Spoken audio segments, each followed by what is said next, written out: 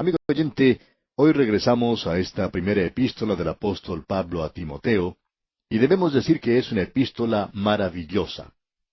Y en nuestro programa anterior tuvimos una introducción a esta epístola, y nuestro pensamiento en la introducción era que aunque nosotros vamos a tratar aquí con aquello que es la función básica de la iglesia local, que tiene que ver con el barrer el lugar y recoger los himnarios y la reunión de diáconos y cosas por el estilo, lo importante es que el carácter de estos hombres y el calibre de ellos será aquello que determinará si esa iglesia es verdaderamente una iglesia del Señor Jesucristo. Y es importante que veamos esto. Pensando en esto, pues, permítanos dar un breve bosquejo de lo que tenemos en nuestras notas en cuanto a esta epístola. En el capítulo 1 tenemos la fe de la iglesia. En el capítulo 2 tenemos la oración en público y el lugar de la mujer en las iglesias.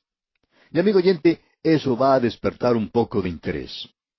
Luego, en el capítulo 3, tenemos los ancianos y los diáconos de las iglesias. En el capítulo 4 tenemos la apostasía en las iglesias. Y en los capítulos 5 y 6, la obra de los obreros o ministros de las iglesias. Eso es lo que tenemos ante nosotros, y volvemos ahora al capítulo 1 donde encontramos la fe de la iglesia. En realidad, creemos que probablemente deberíamos llamar a esto la fe de las iglesias.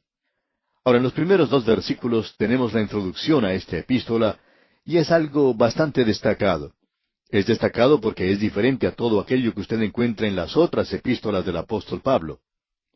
Creemos que la mayoría de nosotros, para el momento en que llegamos desde Romanos hasta la segunda epístola a los Tesalonicenses, llegamos a la conclusión de que todas las epístolas tenían la misma introducción, pero eso no es cierto. Las epístolas pastorales son un poquito diferentes, y como dice el doctor Vincent, el saludo en su totalidad no tiene paralelos en Pablo. Es decir que usted no va a encontrar esto en ninguna otra epístola. Y en realidad es diferente. Veamos pues entonces en qué forma esto es diferente. Veamos lo que nos dicen los primeros 2 versículos de este capítulo 1 de la primera epístola a Timoteo. Pablo, apóstol de Jesucristo, por mandato de Dios nuestro Salvador, y del Señor Jesucristo nuestra esperanza, a Timoteo, verdadero hijo en la fe, gracia, misericordia y paz de Dios nuestro Padre y de Cristo Jesús nuestro Señor. Estos 2 versículos de las Escrituras son en realidad algo muy destacado. Y Pablo aquí nuevamente escribiéndole a Timoteo, reafirma su apostolado. Y alguien nos va a decir, bueno, él por cierto ha hecho eso anteriormente, y así es. Encontramos, por ejemplo, que en la epístola a los Gálatas, él dice que es un apóstol por la voluntad de Dios. Y esperamos que usted note que esto aquí es un poquito diferente. Aquí se dice que es por mandato de Dios. Entonces, usted pregunta, ¿cuál es la diferencia entre mandato y voluntad de Dios? Bueno, el apóstol Pablo está escribiendo ahora a un joven predicador. Él es su amigo. Y en esta epístola, según creemos, él escribe de una forma mucho más personal, aun cuando lo que dice tiene que ver con la iglesia local. Es muy personal porque está escrita a este joven ministro, a este joven misionero, como lo podríamos llamar, del Señor Jesucristo. En realidad, la voluntad de Dios y el mandamiento de Dios son cosas sinónimas. Y aun así, no son lo mismo. Permítanos explicarlo de la siguiente manera. La voluntad de Dios es un término mucho más amplio que el mandato de Dios. Todos los mandamientos que usted encuentra en la Biblia revelan la voluntad de Dios. Pero no toda la voluntad de Dios se encuentra solo en los mandamientos. Y eso no está limitado a los 10 mandamientos. Esto es algo que alcanza mucho más allá de los 10 mandamientos. Por ejemplo, se nos dice que es la voluntad de Dios que nosotros oremos, como usted bien recuerda. Eso lo vimos en la primera epístola a los Tesalonicenses, que nosotros debemos orar sin cesar y que debemos dar gracias en todo, porque esa es la voluntad de Dios en cuanto a nosotros. Así que hay muchas cosas en realidad que son la voluntad de Dios. Y la voluntad de Dios se expresa en los mandamientos, pero no creemos que usted tenga toda la voluntad de Dios, aun en la suma total de los mandamientos que tenemos en las Escrituras. Recuerde que una de las razones para esto es que en las Escrituras tenemos lo suficiente para revelarnos que el hombre no es salvo por los mandamientos de Dios. Y queremos reiterar eso y enfatizarlo porque hay tantos hoy que dicen que la ley es esencial para nuestra salvación. Cuando lleguemos a estudiar el versículo 7 de este capítulo 1 de la primera epístola a Timoteo, vamos a ver esto en mucho mayor detalle. Pero no vamos a poder hacer eso hoy, de eso estamos seguros. Ahora en el versículo 8 leemos, pero sabemos que la ley es buena si uno la usa legítimamente. Bueno, ¿cómo usa usted los mandamientos? Eso es algo bueno. Así es, eso es cierto. Y la ley, nos dice Pablo en su epístola a los Romanos, es santa y el mandamiento es santo y justo y bueno. Pero el mismo hecho de que la ley es buena y es absolutamente buena, y esta demanda completa o absoluta bondad de parte del hombre, en quien no hay nada bueno, porque Pablo dice, yo sé que en mí no mora cosa buena. Y es porque la ley es buena que el pecador no la puede obedecer. Eso es todo en cuanto a esto. Nos revela la voluntad de Dios, y el mandamiento de Dios revela la voluntad de Dios. Así es que, para que el pecador pueda ser salvo, fue necesario encontrar un camino aparte del de la obediencia de la ley perfecta. Y la gloria del Evangelio es que Dios encontró un camino por medio del cual Él pueda ser justo y justificador de aquel que cree en Jesucristo. Y se nos dice que tenemos a través de este hombre, es decir, del Señor Jesucristo, que por medio de Él se os anuncia perdón de pecados, y que de todo aquello que por la ley de Moisés no pudisteis ser justificados, en Él es justificado todo aquel que cree. ¿Por qué? Porque era un servicio de muerte, era una ministración de muerte. La ley nos condenaba, la ley no fue dada para salvarnos. La ley fue dada para revelarnos que nosotros estamos tratando con un Dios santo y que usted y yo no somos santos. Por tanto, Dios tuvo que encontrar una forma para salvarnos, y esa forma o camino es el camino de la cruz. Y ese camino es el camino del Señor Jesucristo. Él dijo, yo soy el camino. Él dice, yo soy la verdad y la vida. La ley no es el camino a Dios. Cristo es el camino a Dios y la vida. Y eso es lo importante. Cuando el apóstol Pablo está diciendo a este joven predicador esto aquí, él no le da esa declaración tan amplia que dio a los Efesios cuando dijo, apóstol de Jesucristo por la voluntad de Dios, lo cual por supuesto era cierto. Pero Pablo está diciendo ahora a Timoteo, Pablo, apóstol de Jesucristo por mandato de Dios. Él me hizo un apóstol, no es solamente porque es la voluntad de Dios hoy que soy un apóstol, sino que hubo una ocasión cuando Él me mandó a ser un apóstol. Creemos que Pablo se mostró un poco reticente en cuanto a llegar a ser apóstol. Estamos seguros que Pablo podía presentar excusas de la misma manera en que lo hizo Moisés. Él podía decir, bueno, Señor, yo no estuve con los otros 11 apóstoles. Ellos estuvieron contigo por 3 años y yo nunca te conocí en los días de la carne. Hoy yo te conozco como el Cristo glorificado. No soy digno de ser un apóstol. Y él dice eso también. Y el Señor Jesucristo dice, yo te mando a ser un apóstol. Y esa es la razón por la cual este hombre podía entrar a una sinagoga y ante una audiencia contradictoria en Atenas y un grupo corrupto de pecadores en Corinto y ponerse de pie ante ellos y declararles el Evangelio. ¿Sabe usted por qué, amigo oyente? Porque él era un soldado cumpliendo órdenes. Él era un apóstol por mandamiento, no simplemente por una comisión, sino por un mandamiento. Nadie puso sus manos sobre él y le hizo un apóstol, sino el Señor Jesucristo mismo, y Él fue quien le dio la autoridad. ¿Usted recuerda cuando estudiamos allá el libro de Jeremías, que vimos la misma clase de autoridad? Este hombre Jeremías se está encogiendo todo el tiempo, retirándose todo el tiempo, el hombre con un corazón quebrantado. Y sin embargo, él podía ponerse de pie y presentar ese mensaje tan fuerte de parte de Dios. ¿Por qué? Porque él está bajo órdenes. Él es un soldado cumpliendo órdenes. Y Pablo está dejando esto bien en claro para Timoteo. Y creemos que cualquier hombre que vaya a hablar de Dios hoy necesita hablar con esa autoridad o debería quedarse callado. Cuando un hombre se pone de pie y comienza a decir, yo creo esto, y si usted cree de esta forma, yo espero que quizá usted pueda ser salvo, si usted creyera en cierta manera en Jesucristo. Bueno, cuando alguien comienza a hablar de esa manera, entonces, en realidad, no tiene nada que decir de parte de Dios.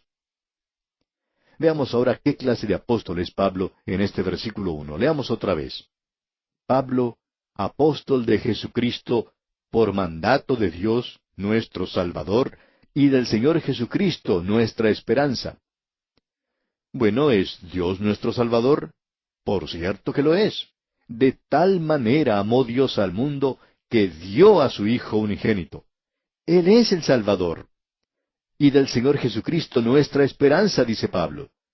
Bueno, Dios proveyó el sacrificio y el Señor Jesucristo es aquel que lo ejecutó. Él fue quien vino a este mundo.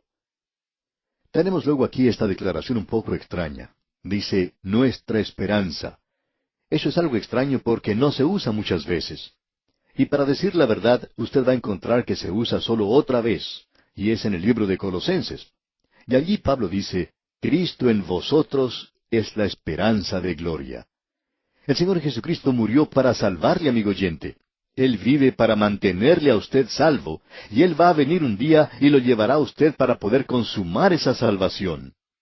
Amigo oyente, de cualquier forma en que usted mire a Él, si lo mira de espaldas, Él es nuestra esperanza. Él es nuestra fe cuando miramos hacia atrás. Y cuando miramos a nuestro alrededor, es amor. Cuando miramos hacia adelante, es esperanza, amigo oyente.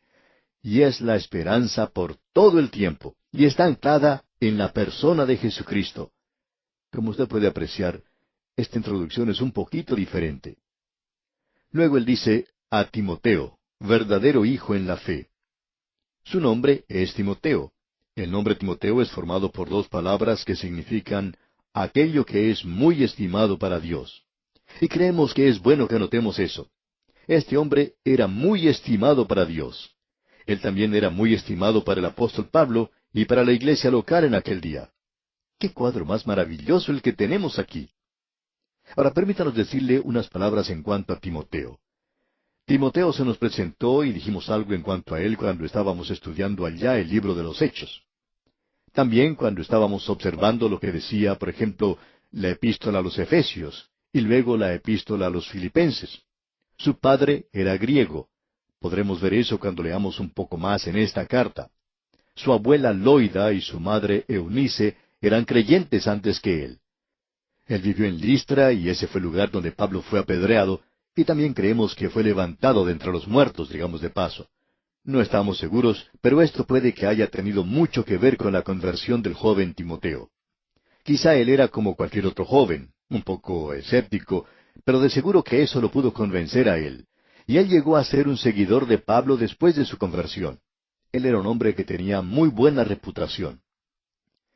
En el capítulo 16 del libro de los Hechos de los Apóstoles, versículos 2 al 5, leemos, y daban buen testimonio de él los hermanos que estaban en Listra y en Iconio. Hizo Pablo que éste fuese con él, y tomándole le circuncidó por causa de los judíos que había en aquellos lugares, porque todos sabían que su padre era griego. Y al pasar por las ciudades les entregaban las ordenanzas que habían acordado los apóstoles y los ancianos que estaban en Jerusalén, para que las guardasen. Así que las iglesias eran confirmadas en la fe y aumentaban en número cada día. Y luego, al seguir al apóstol Pablo, él llegó a ser uno en quien Pablo tenía toda su confianza. Pablo había encontrado en las iglesias a muchos que habían probado ser hermanos falsos y quienes le habían engañado. Y Pablo tenía aquellos en quienes él no podía confiar. Sin embargo, él podía confiar en Timoteo. Veamos lo que nos dice Pablo allá en su carta a los Filipenses, capítulo 2, versículos 19 al 24. Dice Pablo, espero en el Señor Jesús enviaros pronto a Timoteo, para que yo también esté de buen ánimo al saber de vuestro estado. Pues a ninguno tengo del mismo ánimo y que tan sinceramente se interese por vosotros. Porque todos buscan lo suyo propio, no lo que es de Cristo Jesús. Pero ya conocéis los méritos de él, que como hijo a padre ha servido conmigo en el Evangelio. Así que a éste espero enviaros, luego que yo vea cómo van mis asuntos, y confío en el Señor que yo también iré pronto a vosotros. Entonces encontramos aquí que Timoteo era una persona muy estimada para Pablo. Y Pablo menciona eso aquí. A Timoteo, verdadero hijo en la fe. Pablo le había llevado a él al Señor, y luego él dice en la segunda parte del versículo 2, gracia, misericordia y paz, de Dios nuestro Padre y de Cristo Jesús nuestro Señor. Alguien puede decir, bueno, eso es como cualquier otra introducción que hemos tenido antes. No, amigo oyente, no lo es. Tenemos que hacer una diferencia con usted en cuanto a eso. Y la diferencia es esta. Sí, ya hemos tenido la gracia antes, y hemos tenido que se mencionaba también la paz. Y hemos hablado de estas dos cosas, pero amigo oyente, tenemos otra palabra aquí, y esa palabra es misericordia. Ahora, ¿cuál es la misericordia de Dios? Bien, misericordia es una palabra que fue usada en el Antiguo Testamento, y el equivalente es la palabra gracia, porque allí se mencionaba el propiciatorio. Era el sacrificio que hacía del trono de Dios, el cual es santo y justo, lo hace un propiciatorio. Y cuando usted y yo nos acercamos a Dios, no queremos justicia, lo que queremos es misericordia. Necesitamos la misericordia de Dios. Ahora, la misericordia es lo que Dios ha provisto para todas sus criaturas. Dios tiene toda la misericordia que usted necesita. Usted puede pedirla en cualquier momento. Es como tener dinero en el banco. Pero ese dinero no le da ningún beneficio a no ser que usted escriba un cheque. Y usted escribe un cheque de fe. Pero, amigo oyente, eso es lo que es la misericordia. Dios es rico en misericordia, según se nos dice. Ya hemos visto esto anteriormente. Él tiene mucha misericordia. Pero cuando Dios le salva, Él le salva por su gracia. Ahora Dios está siendo misericordioso con usted. Dios es misericordioso con todos aquellos pecadores que están en el mundo hoy y que están blasfemando contra Él y que le están repudiando y dándole la espalda. Él está haciendo misericordia para con ellos. Él está enviando la lluvia sobre ellos, de la misma manera en que le envía para los justos y los injustos. Él no tiene favoritos, aun con aquellos que son suyos. Los pecadores prosperan hoy, se hacen ricos, parecen progresar mucho más que cualquier otra clase de persona. Dios es misericordioso para con ellos. Pero amigo oyente, usted tiene que ir por fe y escribir ese cheque de fe. Usted tiene que ir por fe y entonces Dios le salvará a usted por su gracia. Usted puede apreciar estas tres palabras aquí: amor, misericordia y gracia. Son como una pequeña trinidad, digamos. El amor es aquello que estaba en Dios antes que Él llegara a usar la misericordia o la gracia. Dios era amor. Esa es su naturaleza, su atributo. La misericordia es aquello en Dios que proveyó para la necesidad del hombre pecador. Luego, la gracia es aquello en Él que actúa libremente para salvar, porque todas las demandas de santidad han quedado satisfechas. Así es que Dios, porque es misericordioso, permite que usted se acerque a Él y por su gracia Él le salva. Usted no tiene que traer nada para Él. En realidad usted no le lleva nada porque cualquier cosa que usted pueda llevar es nada más que trapos de inmundicia, como Él mismo lo expresa. Muchas personas nos han criticado por haber hablado en cuanto a aquellos que hacen buenas obras. Amigo oyente, una persona que hace buenas obras es aquel que piensa que no necesita la misericordia de Dios. Esa persona piensa que sus propias buenas obras le salvarán. En cierta ocasión un hombre dijo, ya no necesito que nadie me diga que necesito a Cristo como mi Salvador y que yo necesito la misericordia y la gracia de Dios. Yo no necesito eso. Yo estoy dispuesto a presentarme ante Él tal cual soy. ¿Y sabe lo que hacía este hombre? Él era el presidente de varias organizaciones de beneficencia, de orfelinatos y cosas por el estilo. Él era uno de esos que hacían todas esas cosas buenas, y se iba a presentar ante Dios basado en sus buenas obras. Amigo oyente, esa clase de salvación no le va a hacer ningún bien a usted cuando en realidad la necesite. La salvación que Dios provee para usted le permite a usted hacer el bien, la clase de bien que es aceptable ante Dios. La justicia del hombre es solamente trapos de inmundicia ante sus ojos. Amigo oyente, esta es una maravillosa introducción la que tenemos aquí.